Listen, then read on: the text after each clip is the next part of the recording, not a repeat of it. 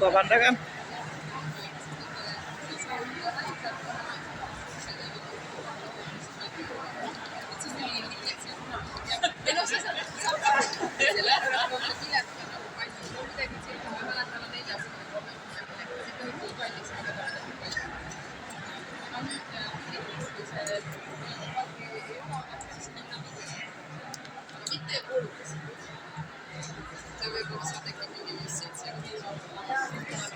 Ma lihtsalt ütlen jah, et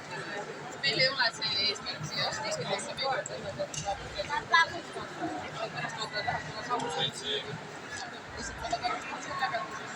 aga muidugi on see ise juba see massiivsus ja kõik see ja see ja aga lihtsalt natuke